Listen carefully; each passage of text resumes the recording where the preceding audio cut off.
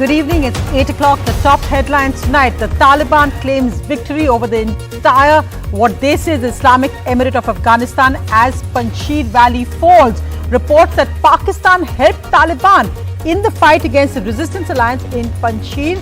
Also on NDTV last week, a resistance spokesman who had spoken to us was killed today. He had said in last week's interview, remember us as people who stood for their country till the end. Meanwhile, now in universities in Afghanistan, a curtain between male and female students. Allow a second dose of the paid vaccine in 4 weeks, says the Kerala High Court. The court doesn't give any orders regarding the time gap of free vaccines, but says it is discriminatory to give vaccines to some in different time gaps, so should go ahead to allow paid vaccines a choice. Mumbai now amongst the top 5 worst COVID-hit districts in the state as numbers are rising again in Mumbai and Maharashtra. Is a third wave now imminent in the state? An absolute shame. Look at this mother begging for her child's admission as she falls at the feet of a government doctor. Uttar Pradesh's living hell for parents carrying sick children from their villages to the government hospitals. Lakhs at the UP Mahapanchayat on Sunday. Now Haryana protests next. The Haryana government cuts all internet in the Karnal area and orders no gatherings where farmers are scheduled to protest tomorrow. Major disruptions expected on the Delhi-Chandigarh highway tomorrow. You're testing our patience, is the Chief Justice to the centre, rapping the government over vacancies in tribunals that haven't been filled up. A political fight now over Javid Akhtar's NDTV interview where he asked what is the difference between the RSS goal and the Taliban's goal. The Sena says today, don't compare the RSS and Taliban, as the BJP, well, in a move which seems Taliban-like, threatens to block all Javid Akhtar films. The Congress, meanwhile, backs Akhtar's statements.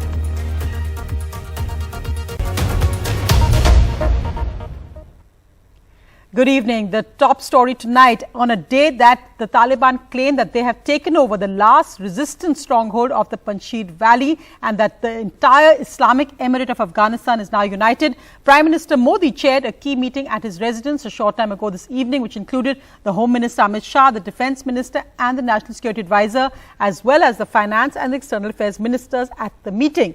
Meanwhile, the Taliban has now claimed complete capture of the Panjshir Valley, releasing pictures that show them hoisting the flag at the governor's house. This coincided with the ISI chief in Kabul this Sunday, so questions being raised over Pakistan's role in the fighting. Meanwhile, resistance forces are still denying Taliban's victory claim. This, as a spokesman of the Afghan resistance group who appeared in NDTV last week, was killed in Panjshir. A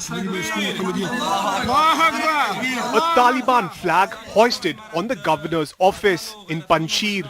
The image tweeted by the Taliban that they had conquered the last holdout of resistance against their rule. In Kabul, their chief spokesperson said that they had put an end to the war. ملت ما دیگر دوام جنگ را نمیخواهند و هیچ علت و دلیل هم دیده نمیشه که باید کسی جنگ را دوام بده. فلهذا ضرور است که همه هموطنان ما بدانند که امارات اسلامی افغانستان دیگر جنگ را به خاتمه رساند.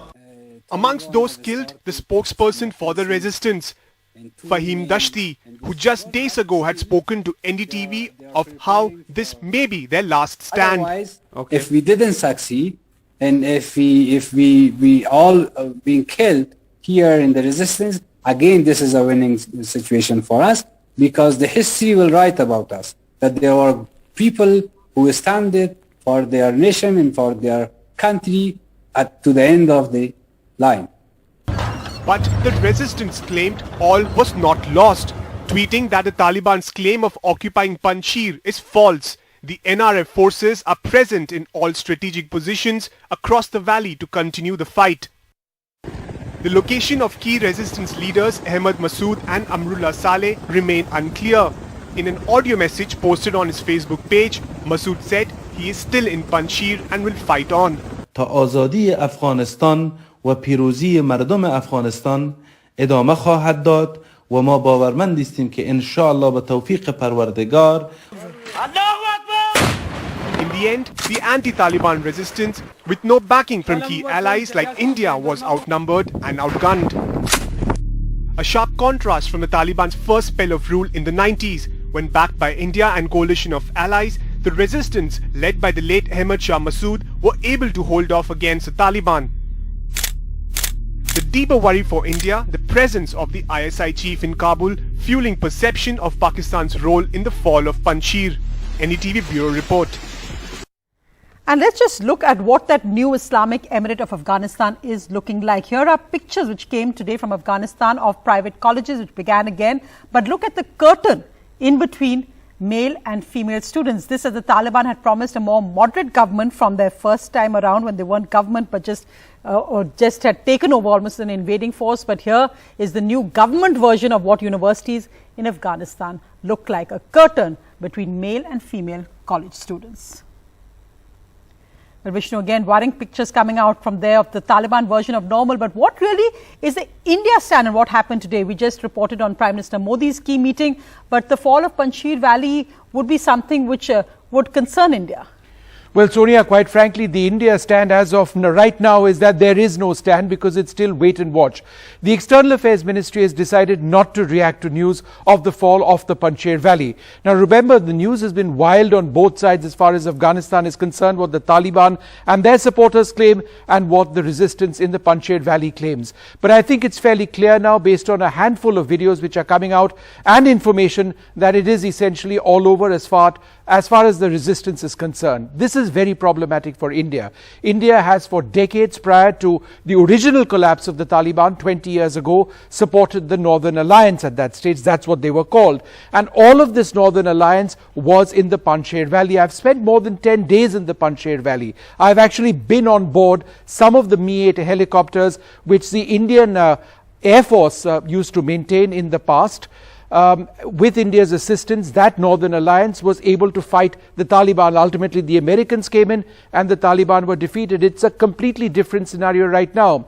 India has provided medical assistance as well to the Northern Alliance in the past. There is a military hospital run by India even now in a place called Farkhor in Tajikistan.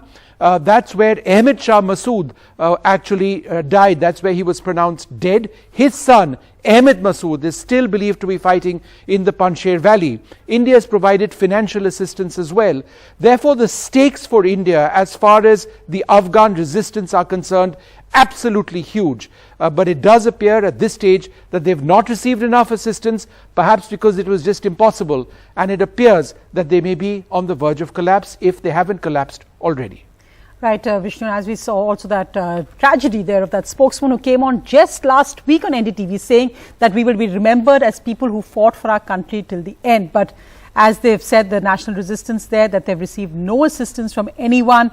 Meanwhile, Pakistan reported to be involved in what actually happened. What details do you have on the Pakistan involvement? Of course, ISI chief there on Sunday, but whether Pakistan soldiers or whether there's any Pakistan military assistance to Taliban against the fighters in the Panjshir Valley. Absolutely. Well, Sonia, this is something that, the Afghan resistance has been saying for days, and we've been speaking to at least two very senior Afghan resistance leaders and their associates. And the point is this: we are not fighting the Taliban, we are fighting the Pakistan army. The Pakistani Special Force Commandos and Pakistani army regulars dressed up as in the uniform of the Taliban, ragtag, the uniform of the Taliban. Because to defeat the Panjshir, to get into the Panjshir, remember, Sonia, decades back, the Soviets failed.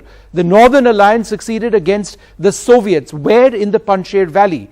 Nope, they resisted the original Taliban 20 years back. Where? In the Panjshir Valley. Only a very professional force, not Taliban, but a regular committed Pakistan army would perhaps be able to get into those valleys, that one large valley, in fact, lots of sub-valleys, and defeat the Afghan resistance. That appears to be the case now. Right, Vishnu, thanks so much for that update on the Pakistan involvement in the fall of the Panjshir Valley. Bravely battled there by the Northern Alliance. Meanwhile, in India now, controversy over well-known poet, scriptwriter Javid Akhtar's NDTV interview, where he said that he believed that in a sense the goal of the RSS and people with their mentality who want a Hindu Rashtra and the Taliban are the same. Today, the Sena broke its silence, saying it's wrong to compare the RSS and Taliban, but they also said no one should go into a religious frenzy. The Congress has backed Javid Akhtar, as the BJP, almost ironically, as they say, they're not the Taliban in a sense, but the BJP, is it a similar mindset, saying they'll block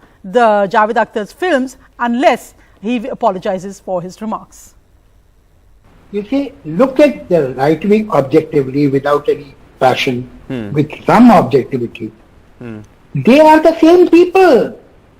Now their names are different, or their faces are different, but ultimately, if you look at their value system, it is the same. Vis-a-vis gender, vis-a-vis minorities, they have no love lost for minorities like Taliban. They want women to be at home and on the margin like Afghanistan, Taliban. So what is the difference between the two? They think no law is superior than their religious faith. That is what Taliban says. So where are you different from them? And how are you so upset? And by being upset, you are becoming more Taliban. It's interesting.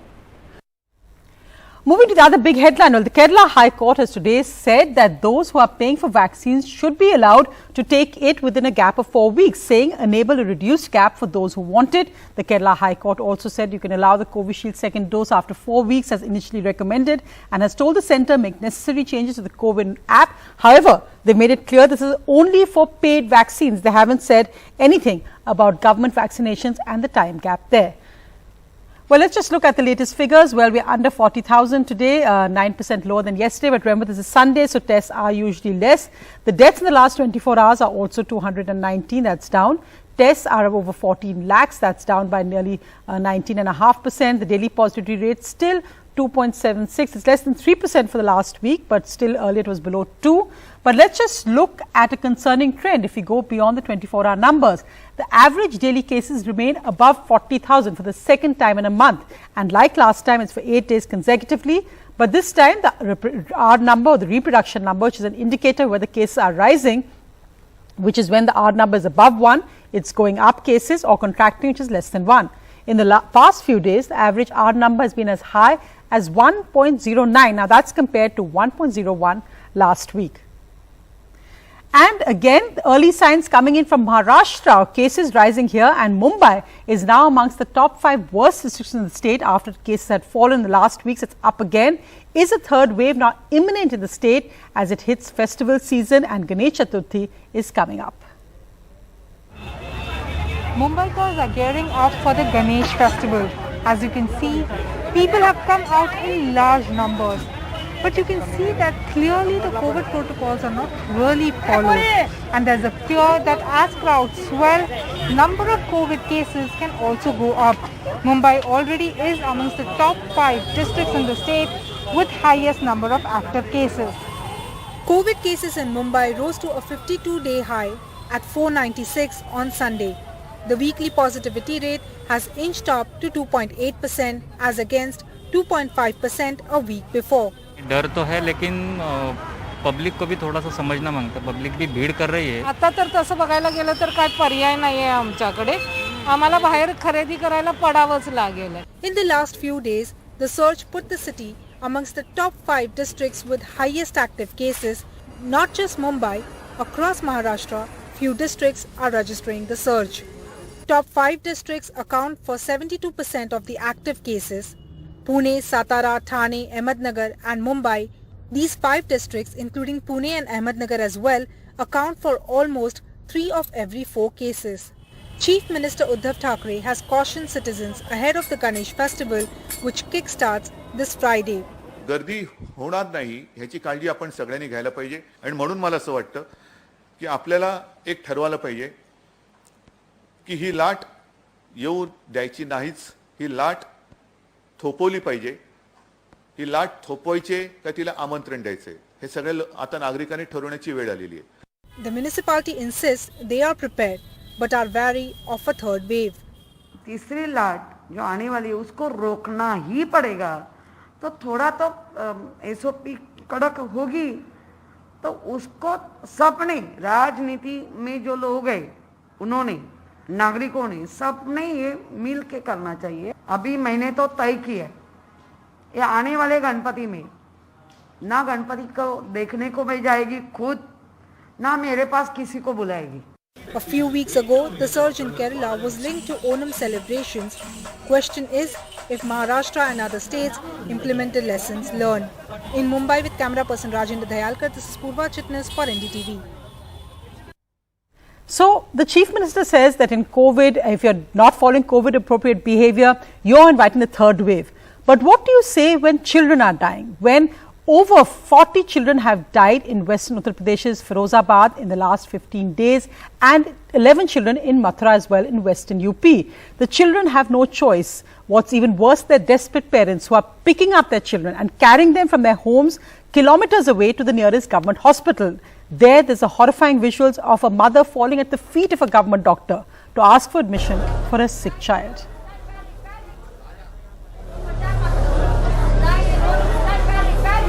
A desperate mother falling at the feet of the head of the main government hospital in Firozabad, begging for her 12-year-old child with symptoms of dengue to be admitted to hospital.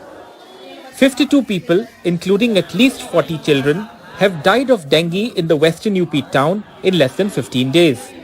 While 50 deaths happened till Friday, there have been 2 fresh deaths over the weekend. The boy was admitted to the designated government hospital treating dengue cases only after intervention by journalists. क्या कह रहे हैं doctor? ये doctor मना कर रहे हैं, अंदर एडमिट नहीं कर रहे। यहाँ पे कोई फिरोजाबाद में इस मेडिकल कॉलेज में आपको कोई दवाई नहीं दी। आप यहाँ पे क्यों लिटाए हुए हो बच्चे को जमीन पे? ले देख रहे कहाँ पे ले जाए हम, इलाज में करवा दे बच्चा भाई को दवाई पाएंगे। यहाँ सब एडमिट होना चाह रहे हैं, वो कह रहे हैं हमें एक बिस्तर पर लिटा दो 2 लोगों को, हमें कोई परेशानी नहीं है। बात भी सही है, इस समय हमारा मकसद ये नहीं देखना है कि क्या है क्या नहीं है, हमारा मकसद सिर्फ मरीज की जान बचाना है, चाहे वो जैसे भी बचे। इसलिए हमने जैसे संज्ञान में लिया, अगर अंदर आया होता तो ऐसा नहीं है, मैं वहीं कुर्सी डाल के बैठी हूँ कि किसी मरीज को तकलीफ ना हो। But this already burdened 100-bed hospital has 430 patients, mostly children. 150 of them in the last 2 days alone. The hospital has put up beds in every available space. But 2 weeks after the dengue outbreak started in Firozabad and a week after Chief Minister Adityanath visited the hospital, authorities are still scrambling to add infrastructure to rural hospitals in the areas, community health centers and primary healthcare centers.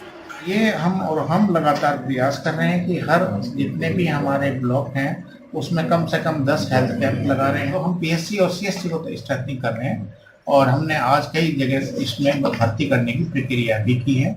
But for many dealing with the massive dengue outbreak, this may be too little, too late. With Jitendra Kishore and Sanket Upadhyay in Firozabad, Alok Pandey, NDTV. And Sanket reporting now what actually is causing this deadly dengue. Why is it? Because the AIMS director told NDTV that there shouldn't be such high deaths because of dengue. Is it scrub typhus? Is it leptospirosis? Sanket has this exclusive report. So the lady that you see right behind us is the mother of a 6-year-old, and she is hoping against hope that her child survives. She came here when the kid was in an extremely critical condition. This is a new pediatric ward which has been built by the Firozabad Medical Hospital right here. This is the district hospital. The doctors have pronounced her kid dead. That's the child. He was brought in here and the doctors have pronounced the child dead, which is why the whole family is in a state of shock. They were still weeping and crying till such time that they had this hope that the kid will survive. So the baby we just told you about, whom you saw from the staircase going down, being declared dead, was being treated right here on bed number 27. With each such death, and it is so painful to be here, with each such death, it creates a new ray of hope for another child to get some medical attention. The sort of scenes that we saw all over the country for COVID, that one death in the ICU sad death was creating a ray of hope in the minds and the life of someone else who was needy. That's exactly what is happening in Firozabad. It's just that it's extremely difficult to hear these children cry in pain and perhaps not get the sort of medical attention that they deserve. Just heartbreaking to hear that report there of young children who couldn't avoid this in any way. They're not responsible for sanitation, they're not responsible for the spread of disease, and beds that are adequate for those children dying in Western UP. Meanwhile, after that huge mahapanchayat of farmers in Western UP on Sunday, farmers are now going to Haryana to the Chief Minister's turf, and immediately the Haryana government has ordered that internet be suspended till midnight tomorrow. All large gatherings have been banned ahead of that farmers meet, and also there are going to be major disruptions tomorrow on the Delhi-Chandigarh highway, but farmers say they will be there to protest against what the Karnal STM had ordered about breaking farmers' heads last week before he was transferred. Karnal District Administration dresses up for another showdown with farmers a week after farmers had given an ultimatum to District Administration in Karnal to book IAS officer Ayush Sinha, who was caught on a controversial video asking policemen to break the skull of protesting farmers. Now it has been a week. The District Administration in Karnal has not met the demands of farmers. So tomorrow farmers are going to hold a mahapanchayat in city's grain market, and after that they had said that they will go and gherao the district headquarter offices.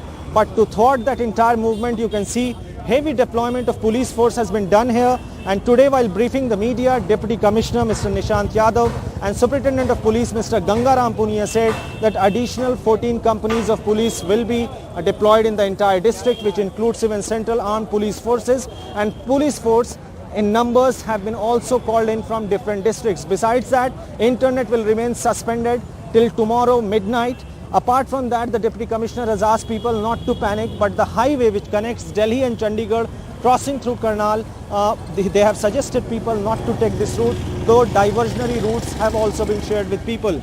Now, why we are saying that there will be a showdown tomorrow, because farmers are adamant that even if police uses force tomorrow, they will go towards the grain market. They have also called in farmers from neighboring district. In Karnal, with camera person Gurmeet, Mohammad Ghazali for NDTV. Well, moving to other breaking news, Tribunal Congress General Secretary and Mamata Banerjee's niece, Abhishek Banerjee, has just finished his round of questioning at the Enforcement Directorate office in New Delhi. He was questioned for 9 hours. He's apparently being questioned for possible links to money laundering in a case of coal theft in which the CBI has filed an FIR. But as Abhishek Banerjee pointed out, why is that people who were seen taking cash on camera in a reference to the BJP Suvendu Adhikari have not been questioned, and I'm being questioned today in Delhi. Investigating agency के तौर पे मुझे बुलाया गया है। 6 तारीख का समन मुझे भेजा गया था, और जैसे मैंने कहा मैं कोई भी इन्वेस्टिगेशन फेस करने के लिए तैयार हूँ। भाई वो अपना काम कर रहे हैं, हम यहाँ पे आए। तो जो सर आरोप लगे हैं आपके ऊपर, वो गलत हैं या जबरदस्ती? भाई मैं वो बहुत पहला दिन से साफ करके बताया हूँ। यहाँ जो ऑफिसर्स हैं उनकी जाँच करें। इन्वेस्टिगेटिंग एजेंसीज अपनी काम कर रही है, और देश का नागरिक के हिसाब से हमको सबका उनका कोऑपरेट करना चाहिए। मैं इसलिए वहाँ पे आई, बाकी उनका काम है और देश की जनता तय करेगी। Well, in other news, the Supreme Court on Monday wrapped the government over a large number of vacancies in tribunals, that's quasi-judicial bodies across the country. The Chief Justice said, "We feel the government has no respect for this court," and warned that you, the government, are testing our patience. They also should have noticed the government giving it just a week to make the appointments. Well, in other news, the Sensex Nifty record surge continues for the 7th straight session on Monday, led by gains in Reliance Industries, Infosys, HCL, HDFC, Hindustan Unilever and Tech Mahindra. The Sensex up by as much as 386 points to hit a record high of 58,515. The Nifty 50 touching an all-time high once again of 17,429.